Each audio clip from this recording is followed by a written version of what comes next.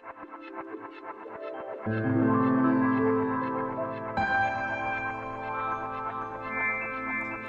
the Dreamscapes.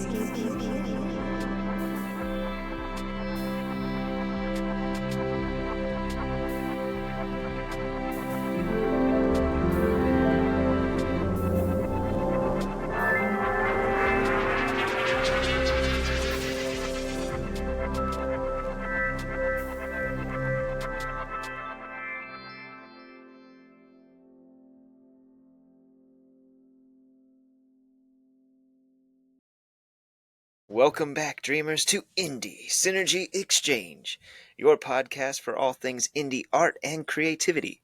I'm your host, Tanner Geesey, also known as Number 2 Pencil Man and owner of Tanner's Tales Entertainment. And joining me tonight, I have my lovely co-hosts. Hi, I'm Lemona. And I'm Frae. I'm the artist guy and Tanner's personal slave.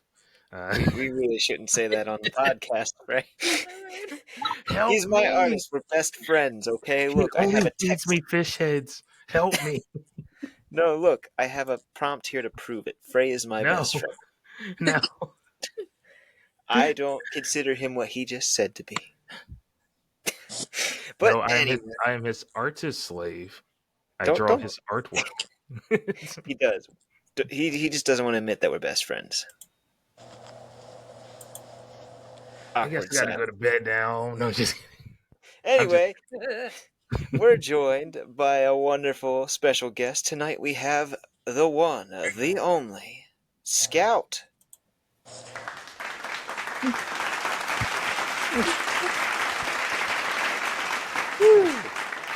That's pretty good, dear. Thank you. I'm on top of the soundboard tonight. Scout, we are so excited to have you here tonight. So, before we get into your amazing story and your talents, I got to do all the fun promo stuff. You guys have been watching us now for about 33 episodes, and that's crazy to say. We've made it into like 3 decades worth of, I don't know, not decades. It's whatever. We've done it 3 times decade number, whatever, 10. I don't know what it's called. Just keep going. I'm just 3 rolling with decades it. worth. We haven't been around for quite 30 years yet. I'm not even 30 years old. So, I mean, but anyway, you've watched this show for about 33 episodes, and we've had a lot of amazing guests on the show. And if you guys have stuck it through with us, maybe consider subscribing to the channel. You know, some people that watch this, you're not subscribed. We totally understand that. But if you want to help us grow, definitely consider interacting with the content, commenting, liking, subscribing. It all helps us out, helps us to build this platform to make an even bigger platform for all these amazing indie creatives that we have in our showcasing. And yeah, we just want to show the world what indie has to offer, because there's just so much to indie, so many amazing people, so much amazing talent, and there's a wide variety of indie. As you've seen on our show already, we've had authors, poets, musicians, wrestlers, clowns, doctors of psychology, small businesses. The list can go on with what you can do in the indie world. So definitely be sure to support us if you like what we're doing and if you want to see what we got coming next. And if you're an indie creator of any kind, if you feel like that list describes you, if you're something different but you still consider yourself a creative, which really, to be honest, it's quite a big term. So anything that you can create, you can, be on this show. So if you want to be on the show, DM us, reach out to us, and we'll get you on. But yeah, that's all I got for the spiel. Thank you guys again for all your support. We appreciate everything, and it helps us keep doing what we're doing. So now we'll jump into the show. So without further ado, we have a special guest here. Scout, please introduce yourself and tell us a little bit about you. Hi, I'm Scout. Other than Scout Wilson Art on any of my platforms. So I'm an artist who paints their dreams. So my paintings tend to be a little wonky. Definitely a little bit more surreal and fantasy-esque. But I have been painting forever. Pretty much as soon as I could pick up a paintbrush, I'm knee deep in paint. But I was born up near Philly. I went to school there. I started like doing art shows and art events from a really young age. I mostly just wanted to make things pretty and make things as beautiful as I can. So I signed up to do murals at my school. I did set designs for my high school. I did also for drag shows. When I moved down to New Orleans, I was involved in a lot of like nonprofit organizations that I got to do art for. And in New Orleans, I also met my now husband, and we moved to Texas, where I kind of got a lot more out there. Like I was doing shows pretty much every other weekend.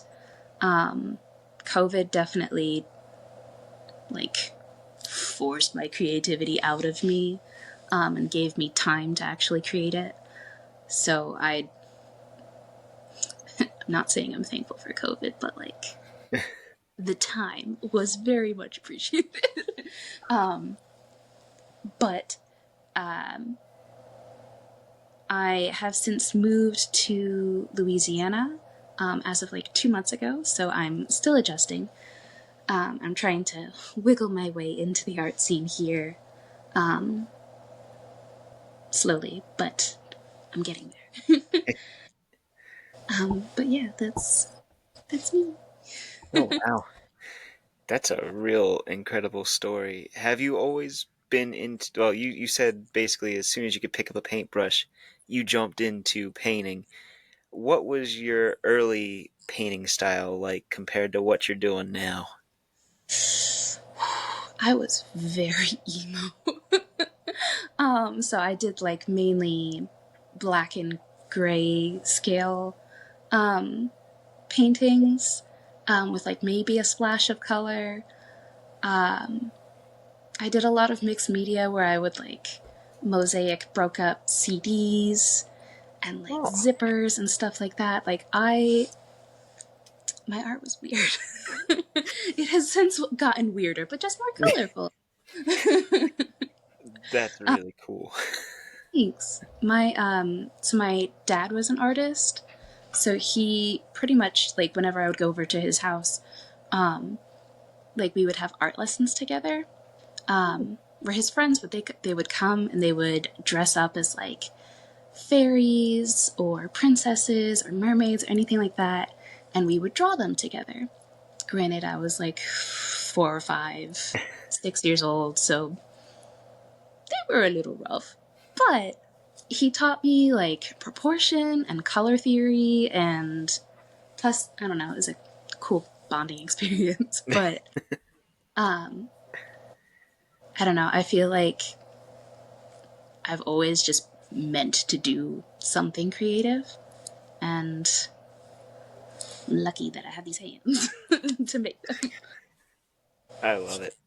That is such a unique introduction, I would say, because my dad was also an artist, and he was more into like the drawing, charcoal type drawings, not as much a painting medium type person.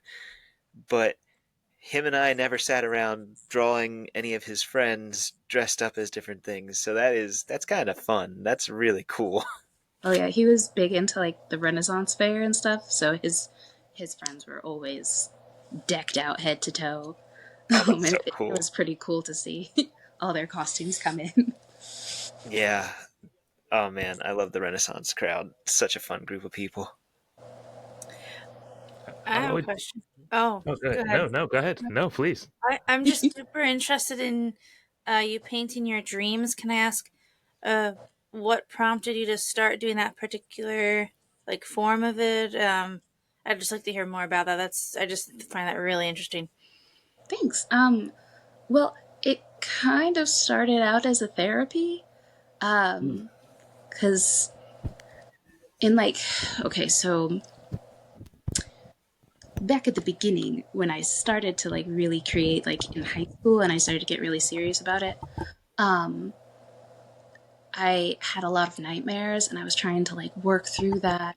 And my therapist at the time was just like, "You're really creative. Why don't you try to get what's in your head out of your head and get it onto paper, so that way it can't like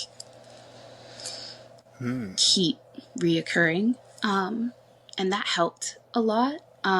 It helped me kind of process what I was thinking and like give it an actual form, which one, helped me get over a lot of things, but two, it helped me kind of take a deeper look into what my subconscious had tried to tell me. So then, like in college, when I tried, you know, all the things that you're supposed to try as a college kid, they tend to get a lot more colorful. And the more I started to have like improved mental health, like the more colorful and the more mystical my dreams started to become, which I don't know. I feel like they've always been kind of mystical, but whenever I'm dreaming, I'm like, I'm in somewhere else. I don't know if that makes sense. Like I'm in this alternate kind of space, and I'm in like interacting with these people that I'm seeing in my dreams. And sometimes it makes sense, and it's just like, yes, this has an underlying meaning. And sometimes it just makes it easier to get a dream not to be recurring, because I'll have a lot of dreams that, like, as soon as I get into my REM cycle, it's all right, we're back, we're replaying this, it's like rewound into this dream. But drawing them kind of makes them stop hitting the rewind. And like I've gotten into like lucid dreaming, so I can like control it, so if I need to go back I can, but sometimes it's a little tricky because I can't like do it exactly. I don't know if that makes sense at all. It's a little crazy, I understand that, but No, that's cool. Yeah, that's super cool. thanks. How did you get into how did you get yourself into lucid dreaming? Like, how did that process happen? Because I would get like you know how when you wake up, you'll have like maybe like little flashes, or like if you smell something, it'll help you remember like part of a dream that you had like a few nights ago. I kept having this dream and then waking up, and then I would only see a snippet of it, and I was pissed. I wanted to see all of this. Because it was really cool, and I wanted to be able to like fully explore it. And I tried this weird tea called butterfly pea tea. Oh, love that stuff. Yeah, no, it's so yummy. Especially in lemonade. Otherwise, it's really earthy. But anyway, I tried that, and it definitely kick-started a lot. Because it made it easier to slip into the REM cycle. Nice. So It's if you want to so try fascinating. it, it's So it's cool because like, so I have weird dreams too. Like I used to fall asleep and also come up with like original characters. And as soon as it would like flash in my mind, I would like wake up and instantly like draw it down just so I didn't forget it. I used there's a lot of YouTube meditations and stuff that you can listen to before you go to bed, and it can like help you get into that mind state to do lucid dreaming. So I was just curious to know how you got yourself to that state as well. So I never thought about the tea before. I never had it actually. So It's good stuff. Is it? It's yummy. That's cool. Plus, it's really like pretty. blue. Yeah, I like the blue color of it. There was a cafe in this area that used to have, what was it, the blue butterfly Pea flower tea latte. latte, and then they don't have it anymore, and we're so sad. Tasted like a cloud. Yeah, Oh, I we miss call it the it. cloud latte. So miss good.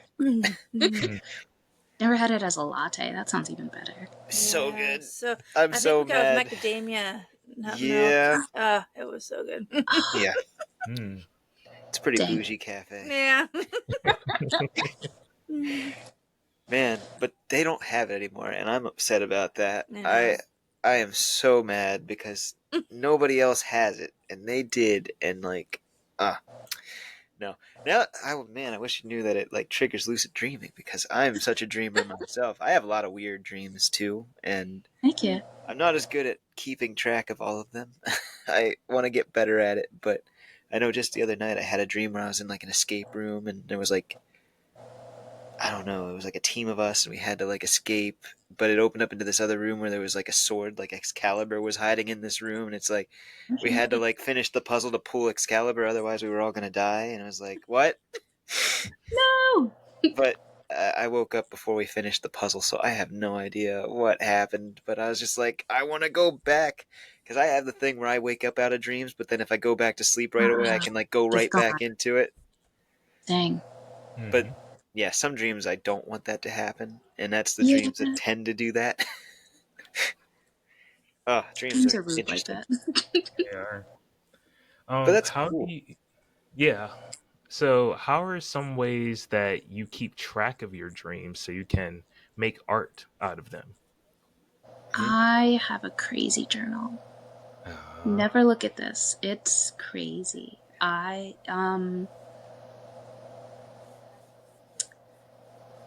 Yeah, no, it's okay. So it's a journal that I keep, and sometimes it's weird little sketches, and sometimes, it's like it's the ramblings of a madman. Because if you don't understand the dream or don't have like the picture in your head, it's not gonna make sense. But like, it's like a little secret clue for me when I wake up. I love it. Yeah. That is such a fun way to do it. Yeah, you make a wide variety of different types of paintings, and that I saw from like your TikTok and Instagram. And one of the things that you even said earlier on that I want to kind of go back to, because it's really cool how you do it, is you do like mixed medium, even still in some of the paintings. And I want to know like what's your process of figuring out what kind of thing to paint to associate with your dreams, or like what kind of medias that you're going to use in the paintings. Like, what's your process for that?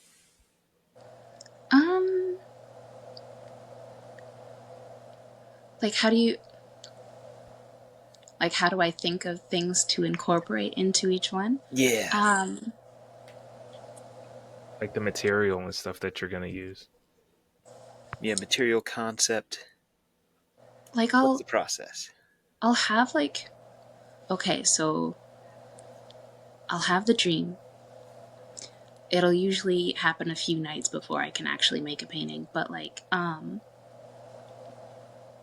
any of that stuff kind of happens after sketch, because I'll be like, yes, this is a great sketch, this is what I want to do, and then I'm like, oh, but if she's like, I have like one where it's like a woodland fairy, or like a warrior kind of girl, and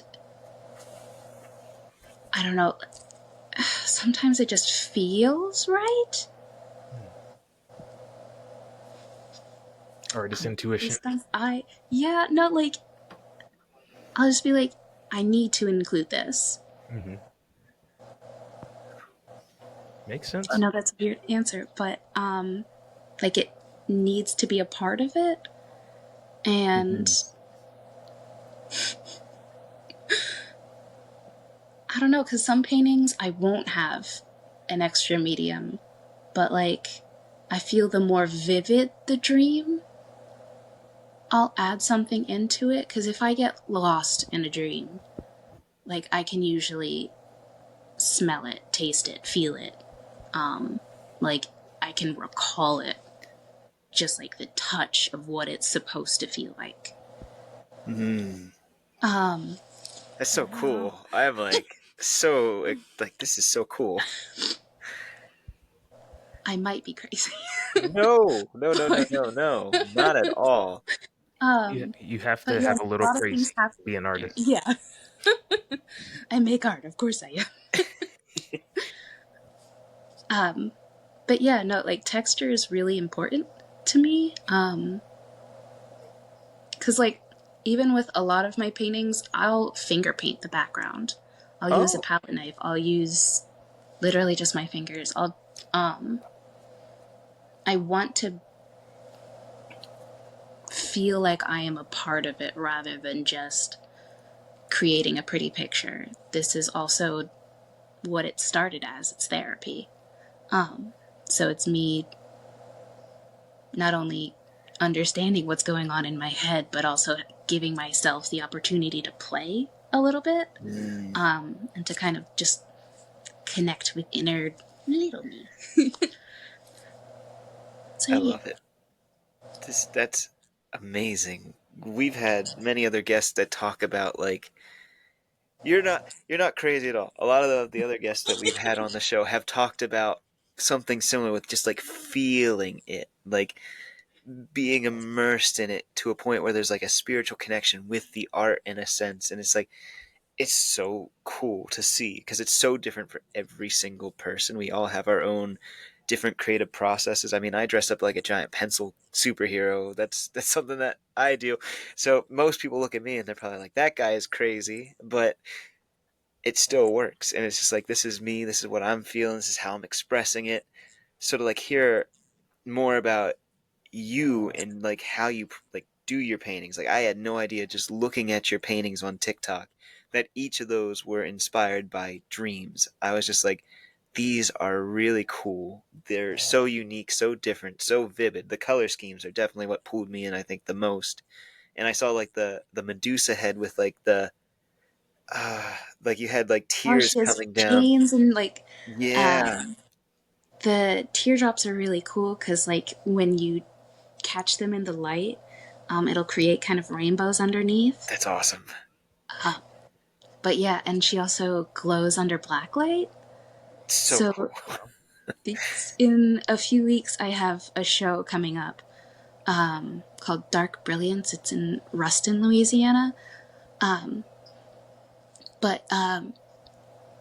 So from my understanding of this show, you come in and you see the art as it is, and then they'll do this, like, kind of reveal kind of thing, where you get to, like, turn on all the black lights and it'll see everything. I don't know. So I'm excited because I've never really worked with blacklight paint, so That's so fingers crossed I cool. did it correctly. Wow. Is this show more like a gallery? Yes. Okay. Yes. I'm curious, how do you get in your stuff into like galleries? So I am very slowly doing that. Like, when I lived in Dallas, it was super easy because I knew people.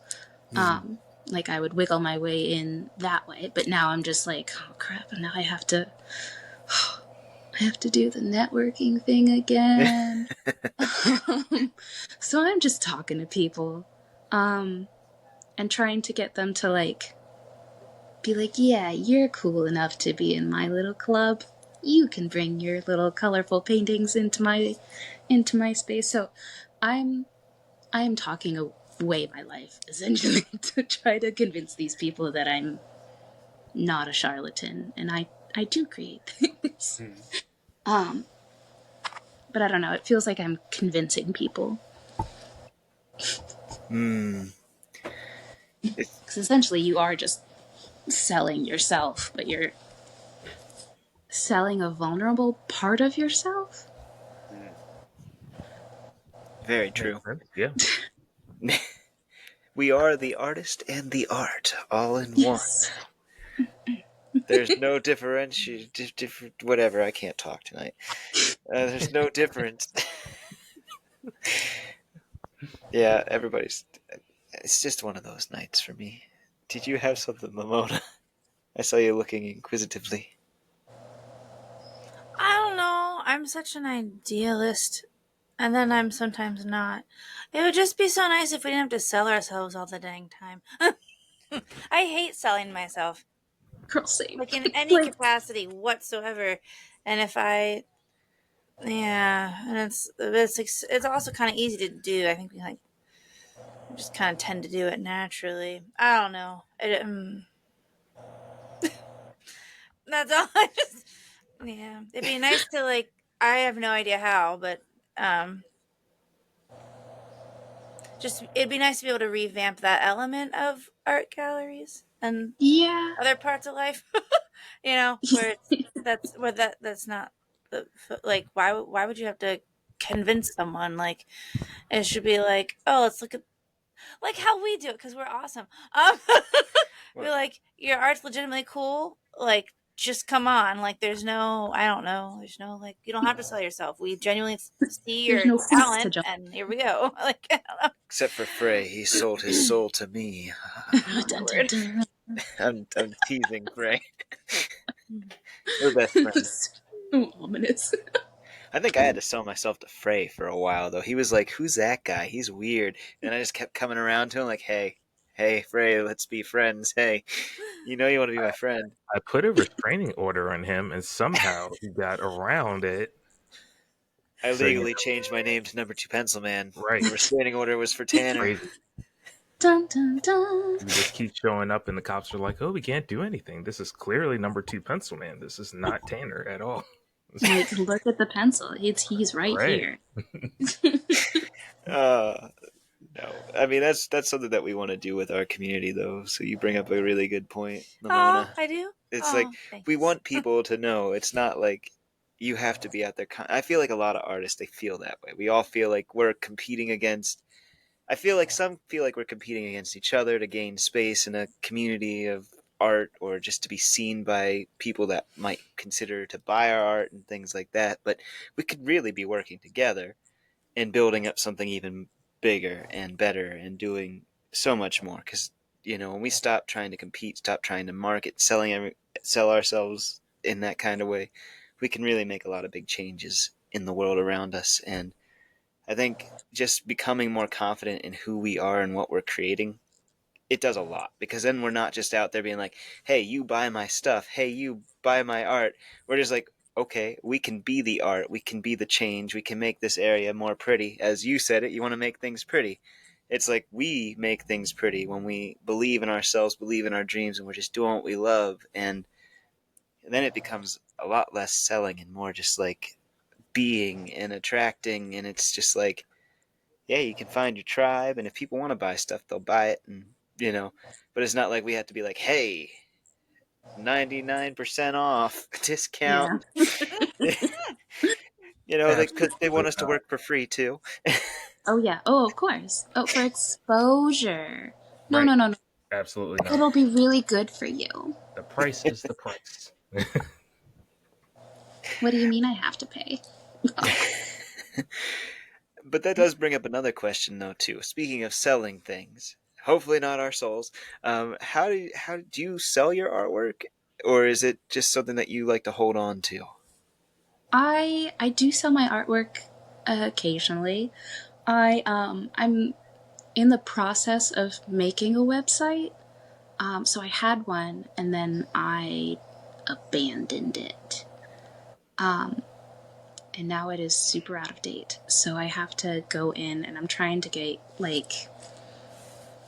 have an area for prints and t-shirts and all the things that because I have so much art, why not just put it on something and make it easily accessible to someone who doesn't want to spend hundreds of thousands of dollars on a painting.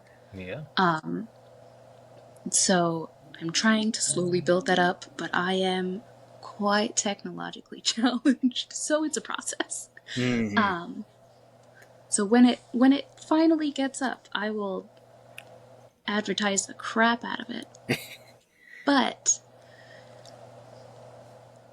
I'm trying, hopefully by the end of this year, it should be up and running and I can like sell my soul that way. Did you try something like Squarespace? Because I know it's like really simple. It's kind of more like plug and drop stuff.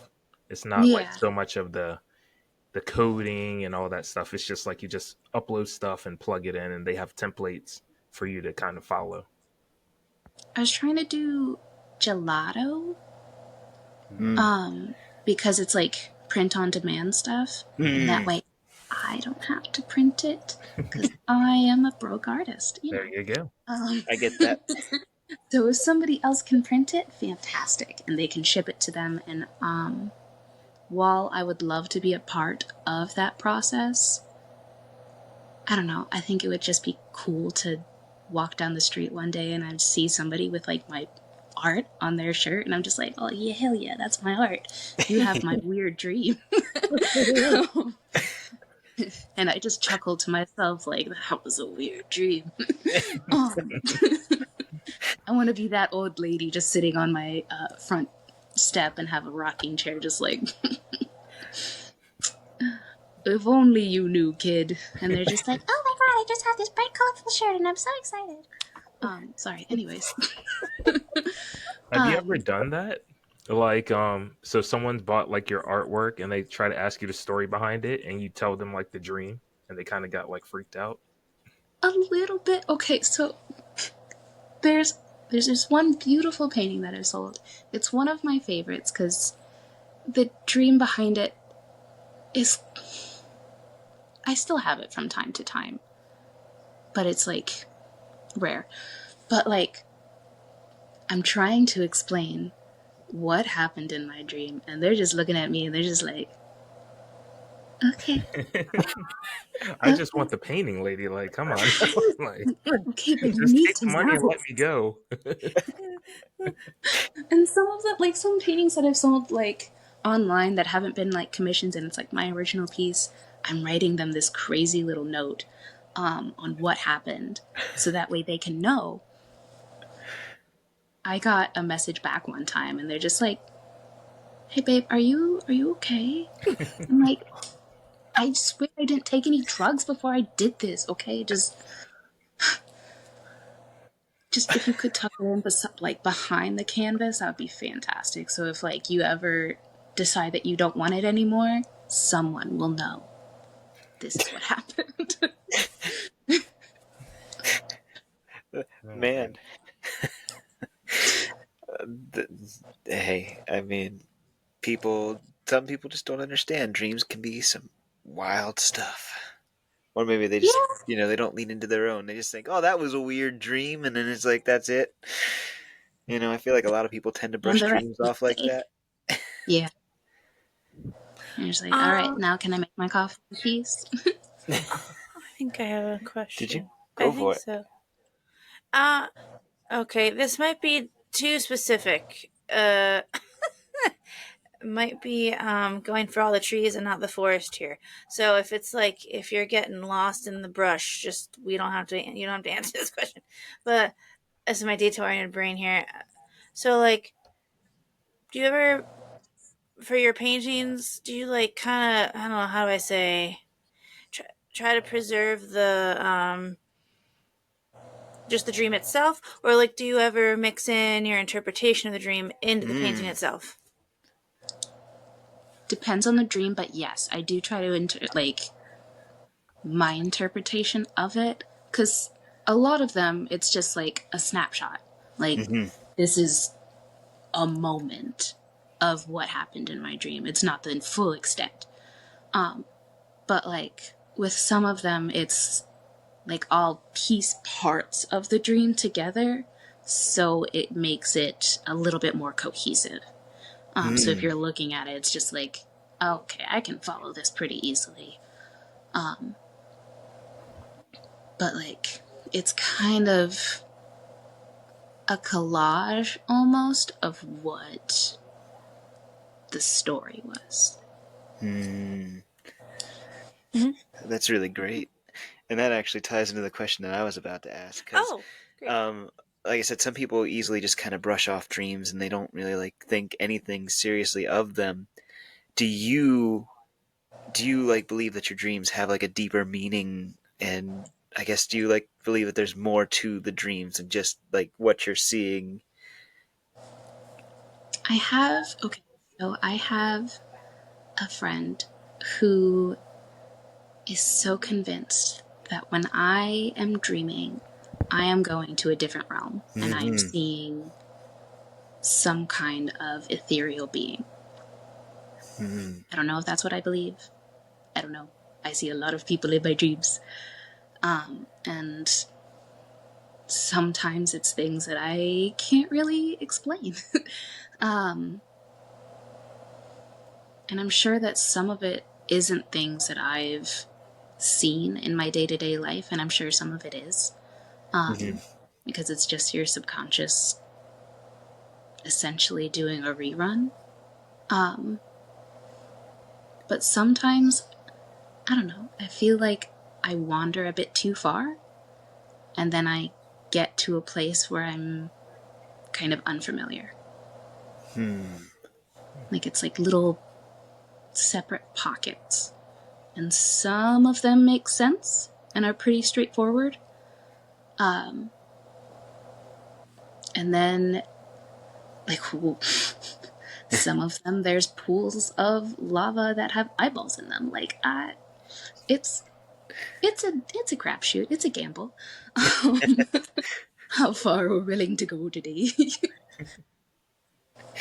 Man, it would be really cool if there was like truth to that interdimensional traveling through dreams. Right? It's like, man, I just visited this place with lava eyeballs. Well, I've heard some crazy stories about people who, like, there are people who believe that maybe not for every dream, but like at least some of them, you literally do go to another dimension or like maybe like another part of the world, and you actually like do something, and then like you return to your body. Like I've heard there's some crazy stuff out there. It's wild. Yeah. So you could tell you're with good company here, Yeah. because we're into this like, I wonder, does this happen? Like, I mean, I've had some dreams too where I've ended up in places that I never like seen in real life, and I'm just like, well, these are really interesting. Like this last, I had one like a week ago where I was like at this like beautiful Chinese like temple in the middle of the ocean, and when I walked up to the top of the temple, it was surrounded by ocean everywhere, but there were these four giant beings that each controlled different elements, and like the one would like slam his fist down and create tsunamis and stuff like that, and it's just like, well, that's some wild stuff. I'm like, dang. Heck yeah, and those are the dreams that you hold on to. Yeah. I don't know. I feel like there's something more to dreams, and that's what makes them so fascinating. And like to hear like you're painting your dreams and like capturing them in such a unique way. That's just so amazing to me. So I just am blown away. I just want to say that first off. Your art is so awesome, Scout. I'm a big fan of it. Thanks. It's like a weird superpower. I think so. Hey, it's not weird at all. Well, to the normies out there, it's weird, but to us, it's like this is cool and so unique. Yeah. I'll listen to your dreams, or I'll see your dreams, essentially, because it's there. It's on a canvas. I think it's You great. can feel it. You can touch it.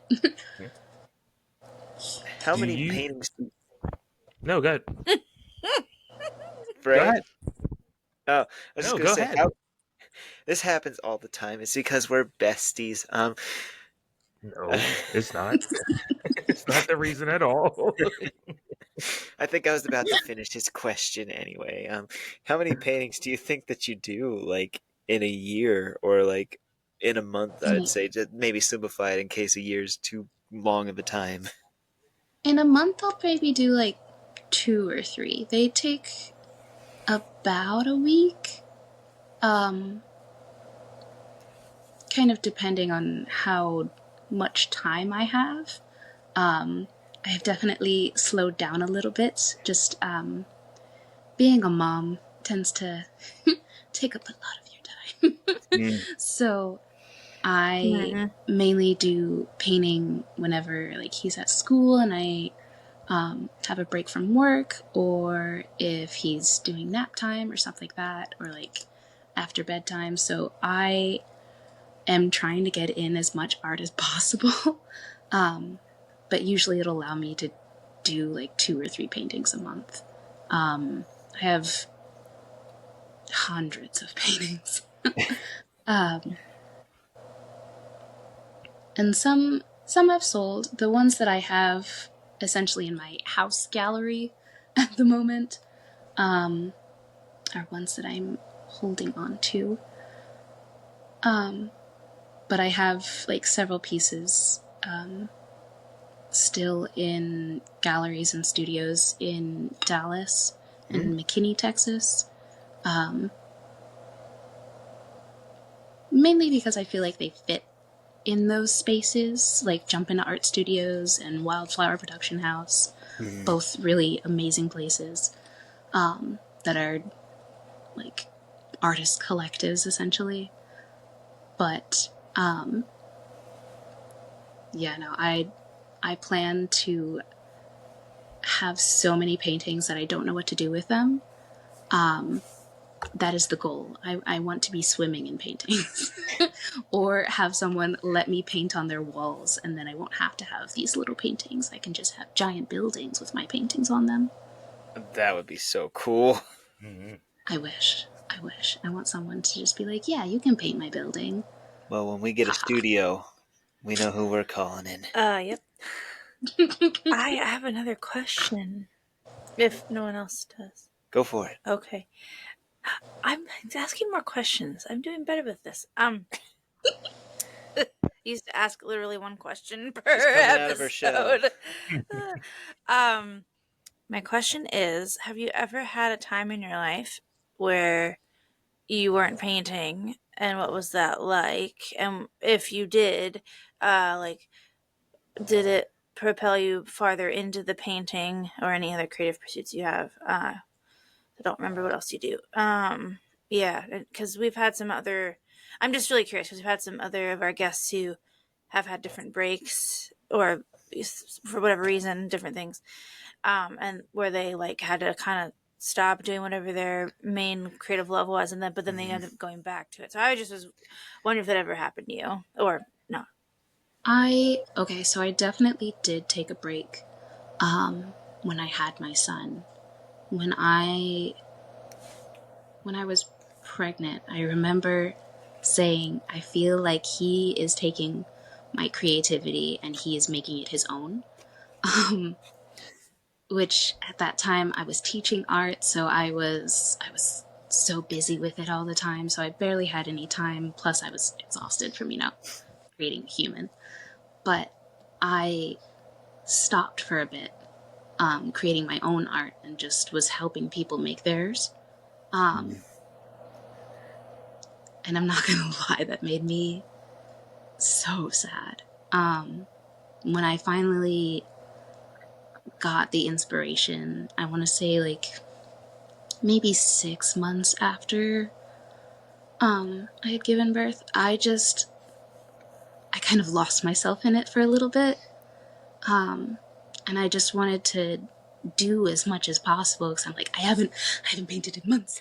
I'm so like frantic about this. And then so many opportunities opened up for me to be able to paint, and I was just like, hell yes, okay, I can breathe again, I can be a person again, productive member of society, so I'm not trying to essentially rattle off my dreams to people. I'm sure my friends got so sick of me, but I don't know, that break definitely, I don't know, the kind of burnout of being a parent is tricky, and it's a hard one to handle even now that I've gotten more of a handle of it. But I don't know, it's always kind of a balance to kind of figure out, well, how can I do this within this certain amount of time? So We can understand that.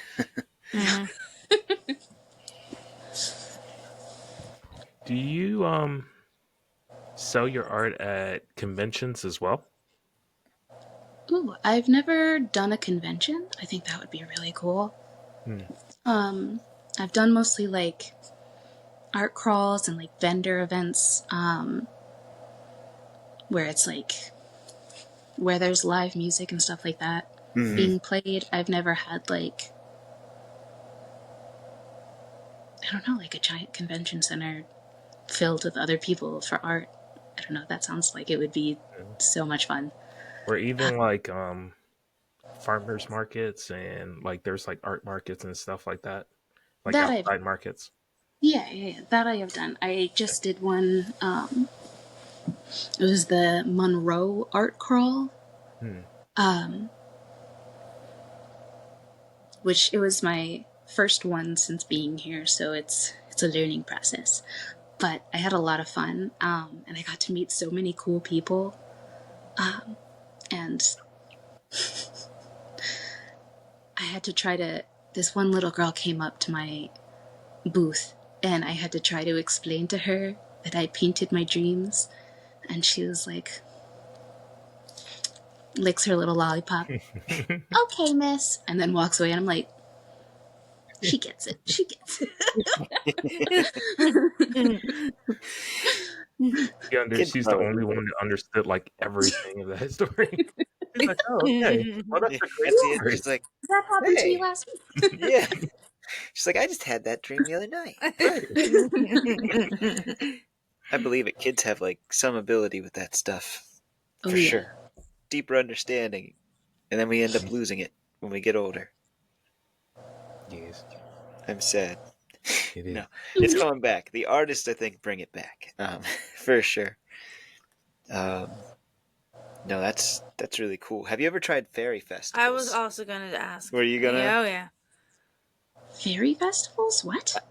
Yeah, fairy festivals. You gotta have some there Actually, somewhere. no. This is interesting because Oh. she's the second person that when we brought up fairy festivals, they're like, those things exist. It's like, Because your art, you mentioned it can be on like the ethereal, mystical, or mythical, or oh, it would fit. something's Oh, she end paints of the fairies too. spectrum. So I was also going to say, like, have you tried a fairy festival? Because I mean, it seems like it fit in quite well in that sort of environment. The Yeah. ones the few I didn't know that that we existed. have. I'm sorry. What was I that? didn't know that existed. Oh, yes, they do. Yeah, Yes, they do. And I would recommend the ones that the few that we've been to, like, just super chill, like great vibe. Usually, I yeah, mean, like super fun. Just yeah, really good, really yeah. good. We don't know what's all out in the middle of the country, We could do but some research and I send it to you. I'm like, oh, maybe I'll look. I mean, it's interesting though because I guess they must be fairly newer concept I like guess I don't things, know. I but probably. they're really fun. People dress up like fairies. People dress up like gnomes. People dress up like ogres. It's Yeah, basically like a small Renaissance fair, but like a pop up one, and and it's a Oh yeah. little bit more heavy on like the fairies and yeah, stuff. Yeah, mythical aspect to it is definitely there. They'll have balls and things like that. depending And on the which one. yeah, Yeah. it's really nice, and it's Thank you. yeah, it's a great community to get in with, Mhm. and I haven't done one yet personally for my stuff yet, but we're working on a fairy character comic at some point, so we can do those. Because it's just like the people who go there, they are there for the community. They are there, like, Oh yeah. they'll support fellow artists. Like, they get it. They'll be like, oh, hey, you're creating this thing? Bam, we want one. It's like, they're super cool. Mhm. So, yeah, you would do really well at a fairy festival. If you can find a fairy festival, or even a Renaissance festival, I feel. But Yeah. fairy festivals have more of that ethereal nature to it. Yeah. I feel like Renaissance fair is just like commercialized Renaissance theme, but fairy festivals is like more of that mystical, and yeah, I feel like you'd probably make out really well at one of those and meet a lot of amazing people that would really vibe with what you're doing. Heck, I will have to do some research because that sounds amazing. Yeah, Mhm. definitely recommend. Mhm. Definitely. I have another question. I can I do knew the you fun did. question now. Yeah, I was gonna say, I think it's time for fun questions, Frey. So this is actually a more simple, fun question. Out of all your paintings, which world would you want to jump in and live in?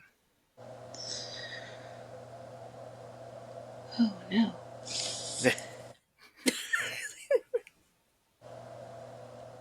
Hold on, you're coming with me. Yeah, I Yay. kind of We're am. traveling. I'm imagining like Super Mario 64, where you're going through Peach's castle and you're just like, woo, woo, woohoo! If I could just jump between them, that would be fantastic. But it's kind of a recent one that I just did. Let me turn my thing around. Is that like an office? Like a painting office? No, this is my bathroom. April Fool's. But it's this painting. Oh, nice. I would love to live here, mostly because, okay, so the people who live there, if they are someone who is going to fight, someone who is a warrior of some kind, they're like natural skin tone. But if they are like a passive or like pacifist kind of creature, they'll be a different color, like the bear. It's not normal color. It's a pacifist. This part is a pacifist. If it's a creature who is meant to be calm and peaceful, then there'll be a different, like, not natural color. So I feel like, I don't know, I would be able to find the people who are just peace-loving animals and creatures and stuff like that, and I don't know, just surround myself with them instead of finding the people who just want to fight each other. And maybe that's just an idealist version of reality, but I can dream. That's a beautiful Very nice. woman. I'm just like blown away at the painting. Your paintings are so good. You know what? I'm actually gonna. I was gonna say they should probably do that soon. Yeah, huh? I should pull up her Instagram here, or at least one of them, and that way we can at least show the viewers some of the stuff that we're talking about, because there are so many amazing paintings and stuff. Very nice. Wow. Yeah, that's awesome. Yeah, we'll scroll through, but keep All right, asking. I love the Keep asking questions if you got them. Fairies. I'm just watching the video. It's Yeah, so there's. cool. Do I do you love this. because sometimes you might have like shorter dreams where you just get snippets. Do you combine different dream ideas that have like the same theme to make one painting? I think I have done that. Yeah, where it's two separate dreams, and like I still want to cling to some of it, and it kind of allows me to have a snippet of each of them.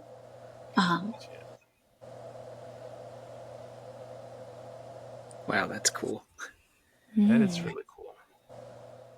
I think this was a really cool class that we taught. I think it was 70 people Wow. how to do glass frit, to do glass fusing. I really recommend the art studio I used to work at. Jump into art studios. It's phenomenal. Yeah, that is. It's in McKinney, Texas. Man, we got to go to So Texas. you did your classes through the art studio? Nice, very nice.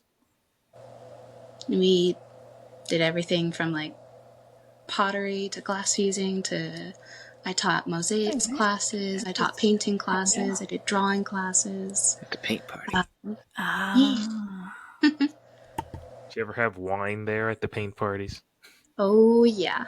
You can't have a bunch of like older ladies together and not have wine. Well, that's true. My favorite is when it was like a bachelorette go. party come in and they had this giant bottle of rum, and they were just like, "This is what we're cracking into tonight." I'm like, "Let's go." They don't even have shot glasses. They have like a funnel just to put on the top of the Oh bottle. yeah, they were ready. Just a giant straw. Just put it in there. But it's like one of those curly straws. Right. Naturally. Right. These are cool. So cool. Yeah. So what these apparently look like OCs that you kind of see in your dreams. Is that what they are? Like the fairies? Yeah. Which There's one would you think is your favorite? my favorite fairy. Yes.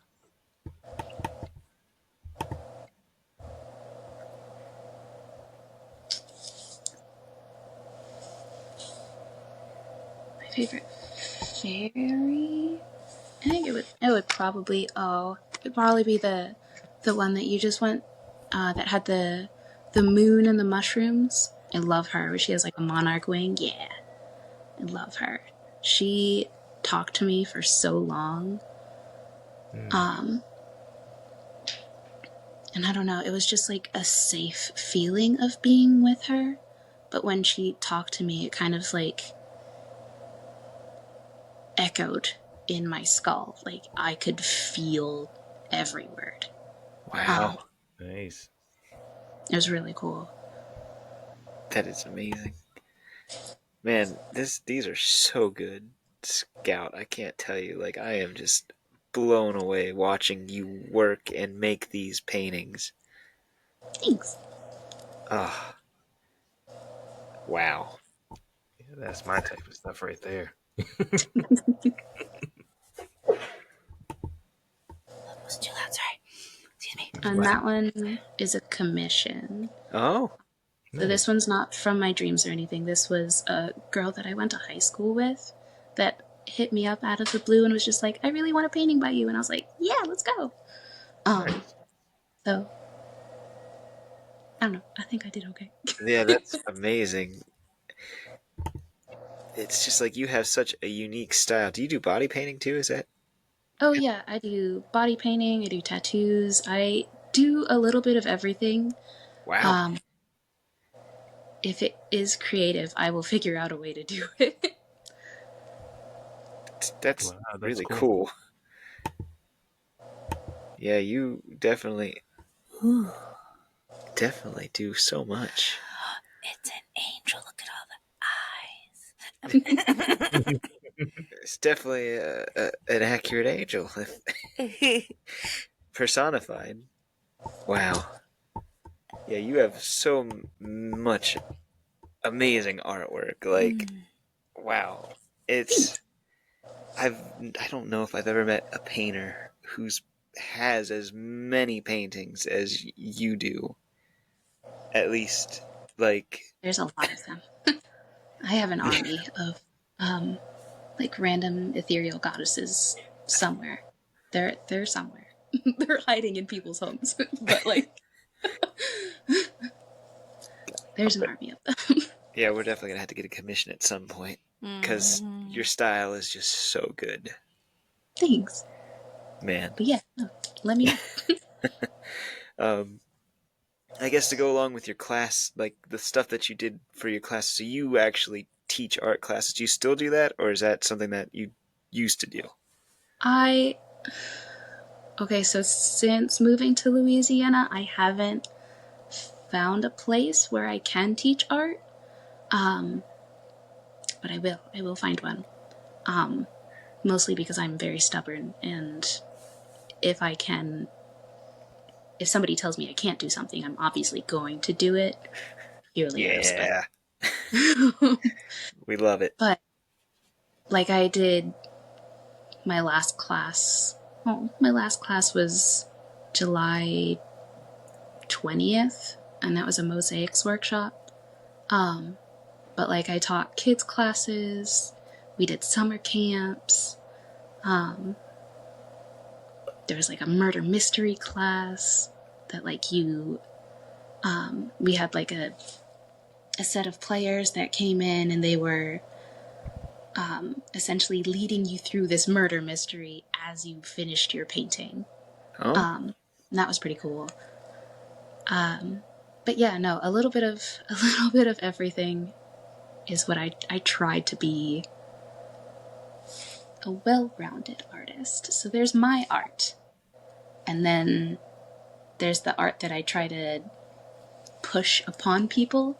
Because, like, yes, my art is still visible for the public eye, but, like, it's more for me. Mm-hmm. It's more for me to understand what's going on. Because this is an interesting place. But,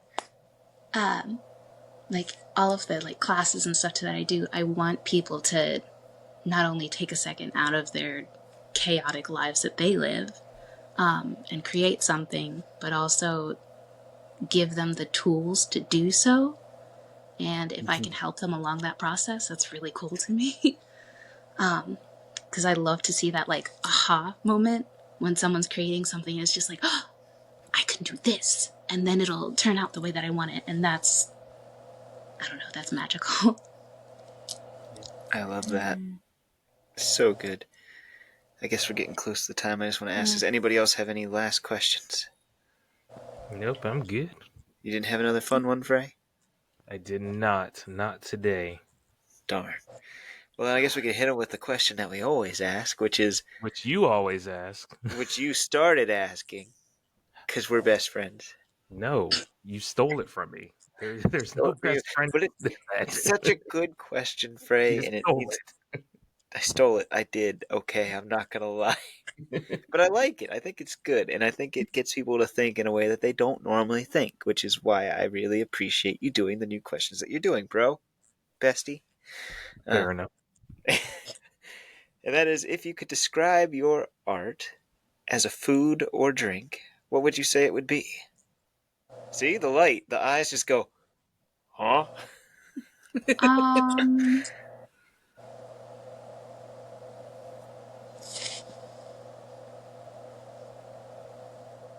It's a It good would question. probably have to be like, this is going to speak bad about me, but it would probably be like some kind of cotton candy, like,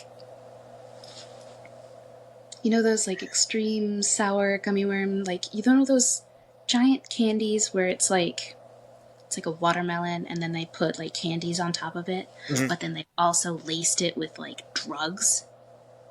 That part. You just slip a teensy I knew there bit was of something LSD in about there. you that would bring up a drug conversation. You knew it was coming. I wasn't quite sure where that was going, to be quite honest. It's just like, you ever hear like the watermelon stuff with all the candies on top, and it's laced with drugs? There's so many. I was gonna say it reminds me of like a blue butterfly pea latte tea thing, yeah, because it's like a cloud. Yeah. We'll go with that. It makes it sound less crazy. But it's laced with drugs.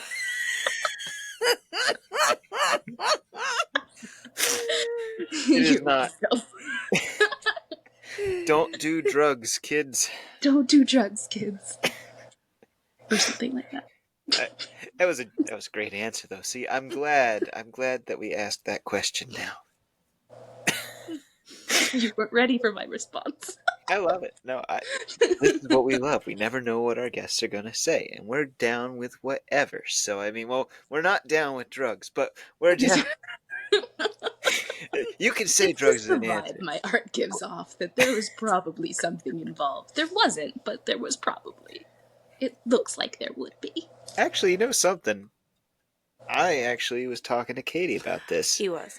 I'm like, there's a lot of like modern painters and artists that you can tell like their stuff is they're going for that trippy like drug look with like all the like, you know, it just has a look, and you can kind of tell when you're looking at it, like, okay, they're trying to like stimulate what or emulate what they see when they're like tripping. And it's like when I looked at your art, I didn't feel that at all. No? Okay, No. cool. And that's what I told Katie. You're I'm like, not that's on the what makes trip. it stand out, because it feels like there's so many artists that are going down that route. And it's that's not terrible. Everybody expresses art in a different, unique way, and they can have similar styles and stuff. But I feel like there's definitely like a kind of like a trend for that, and there's like Yeah. you No, see it a lot. But when I looked at your stuff, I'm like, this is not like that at all. So, I mean, even if you were going for that, it doesn't give that vibe off to me. Like, I look at it, I'm like, this is ethereal in nature. It's got depth to it. There's a story behind the art. And that's the first thing I saw when I looked at your art. So, yeah, just a little sidebar on that, because, I like, appreciate that. it didn't give me that kind of feeling at all. Okay, cool. I don't know. I feel like a lot of people are just like, you definitely did drugs when you did this. And I'm like, I'm high off life, okay? There it is. That's it. That's all I got. It's true. Artists are high off of life all the time. If that's That what you is want to her call whatever style, you're though. taking, if you want to call it life, that's fine. No, that is. I purchased life one time before myself. And then I bought it from him. Right. No. There was some shady man on the corner, and he pulled it out of his jacket. And I'm just kidding. I'm just kidding. I'm just kidding. I've never No. taken No, man, that got pretty specific. No, I'm kidding. Right, we can talk about this later. If you need therapy, I'm here for you, bro. As he whimper laughs, he's like, end my torture now. It's okay, Frae. We'll talk about this. I'll give you a hug next time I see you. That might make me go back to the drugs. I promise our It's just friendship life. is good. It's life. I'm gonna get him to feel good about life again. No, I don't know. Anyway, Wait, no, that sounds darker. yeah. Bring us back in here. I do have one last serious question before our wrap up here, and that's like with your art. And you kind of just said something about it when you talked about teaching and why you like teaching people art. I want to know, do you have like an overall like purpose or something that you want to achieve with your art? Something that would like maybe impact the world? Is there like a message that you want to send to the world with what you're doing, or a reason that you're doing it, other than for yourself? Selfish reasons aside, I feel like one, art is important for culture. To be able to be surrounded by art means that people have the amount of time to create something beautiful, which is really cool. Seeing as just a few hundred years ago, we didn't really have a whole lot of time for that, and we've progressed tremendously to be able to be like, yeah, I can take a moment and create something really cool. So art is about connection. It's about being able to connect with something someone has created. But on a deeper level, it's you connecting with yourself and being able to have someone connect to themselves, but also to their community through something that I made. It's the biggest trip that you could ever take. Because someone, it doesn't matter if it's just one person, someone somewhere walks by my art and is just like, wow, that speaks to me. That really resonates with me. And I like that connection that I'm able to bring to people. Even if it's fleeting, even if it's just, oh, hey, that's cool. I like that.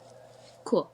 But like having that moment of being like, hey, you're not alone. I'm not alone.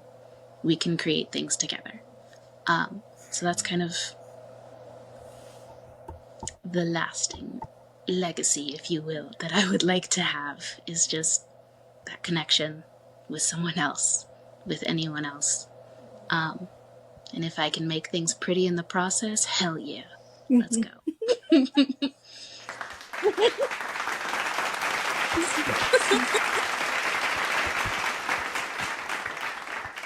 That was beautifully said. Wow. Scout, you are an amazing and talented artist. I am so honored that we had the opportunity to speak with you tonight and to get to know you and your art. This is really cool. I definitely want to, we'll definitely have to have you back in the future for sure, because there's just so much that you're up to. We could talk about a whole lot of stuff. So that is super exciting. Frey, did you have any other things that you wanted to say? No, I think it was very awesome to learn about your work. Um, we've never had anybody on here talk more about getting their inspiration from their dreams, which is very fascinating. So, it's very cool. Very cool what you do. I appreciate you Thanks. for coming here. Yeah. And did you have any last questions or anything before I... Nope. All right, cool. So now with that all wrapped up, I just wanted to ask one more question, Scout. Where can the audience on the show find you and your work? Well, I have gallery pieces in Ruston, Louisiana, as well as McKinney, Texas, at the Creative Exchange in Ruston and Jumpin' Art Studios and Wildflower Production House, but also on any of my socials. I'm listed as Scout Wilson Art on Facebook, Instagram, TikTok. I primarily use TikTok just because it's easier to kind of let people into the process, but yeah, Scout Wilson Art. We'll have all that stuff linked below for you guys to go check out Scout. Like I said, there's so many amazing things that Scout does. So definitely check out Scout. Go look at her amazing art pieces inspired by her dreams. And yeah, that's super awesome. So we'll do our wrap up stuff here. We have Frey and Lemona. Frey, do you guys have anything that you want to plug before we get out tonight? You go first, Lamona. I I always mean, go first. I don't really have any major updates. Still waiting for my draft for my um, cover art for my first book, which is a collection of poems, which I'm super pumped about. And so I'll keep you all posted on that. And yeah. Open mic. Oh yeah. Thanks. It's late. What can I say? I am doing another open mic night at the Bosler Memorial Library in Carlisle. If you're in Pennsylvania, listeners, anytime soon. This month, and then also hopefully in November. And then I'm hoping to expand my open mic night. I don't know if presence is the right word, but there's a place in Harrisburg that has poetry nights, etc. So, and then I'm still in the early draft phases for my graphic novel storyline and my fantasy novel. And now I feel like am I forgetting something? Oh, and then my other spoken word poems. At the rate I'm going, I'm probably gonna have another book in a year or two, like a collection of poems for those too. So yeah, I think that's all I have for now. Super exciting. Good. For me, Inlock Volume 4 is finally coming out. I'm trying to get it done by the end of this month. It might be delayed a week or two, but it's definitely within a month span coming. And then I'm going to try to get a new comic out with my mascot characters called Five Dolls. And that should be a fully colored. It's going to be more on the kiddier side, maybe teenagers, mid-teens. It's going to be like colored, like the Pencil Man comics. So, yeah. And then Official Verse is coming back with Reloaded, which will be. I'm going to start trickling out characters and everything as it leads up to that, and I plan to have that out December, maybe January, so winter time.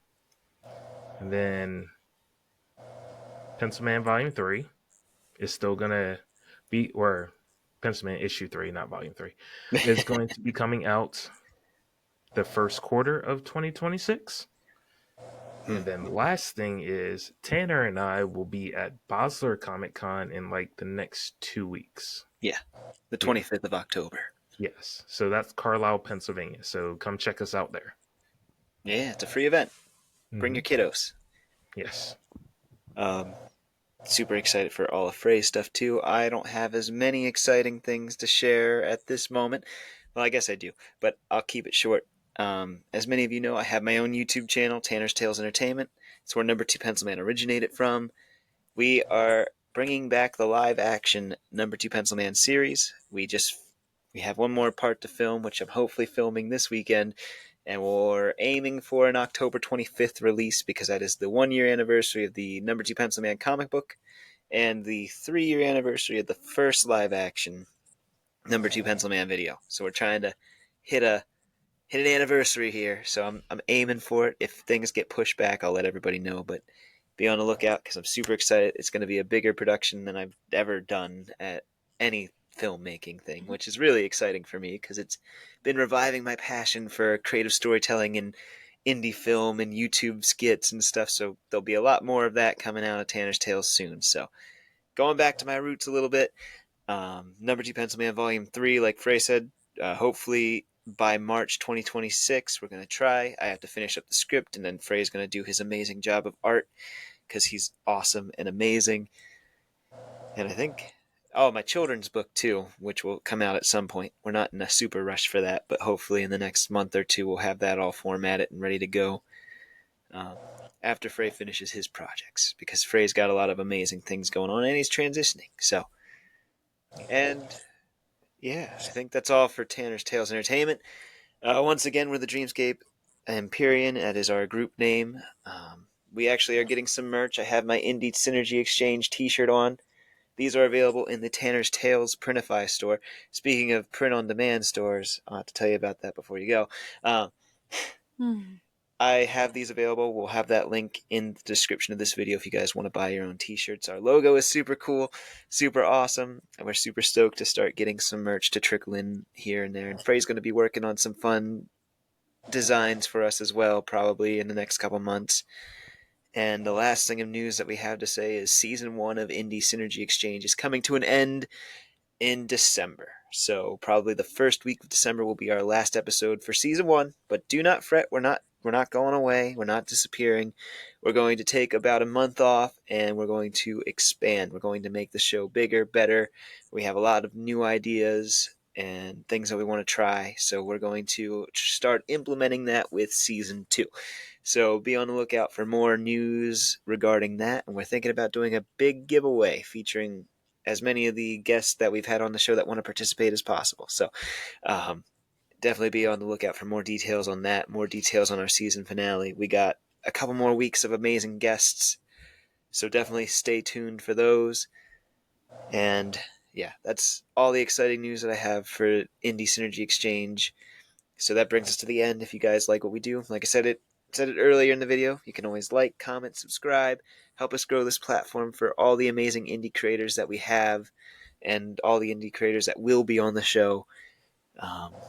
Yeah, there's so much to indie. So I hope that you guys have been enjoying this. I hope you guys have, gotten to see and meet a lot of amazing artists that you vibe with too, like we have. We've had an amazing time doing this. If you want to be on the show, DM us. Either Frey or I will take care of you and get you scheduled. That being said, since our Season 1 is almost over, we might only have a couple limited spots left. But if we can't get you in Season 1, we'll definitely try to get you in Season 2. So, yeah. And with that being said, guys, that brings us to the end of this. So, thank you again for watching. Thank you guys for your support. And until next time, dreamers, keep dreaming. Bye. Stop button.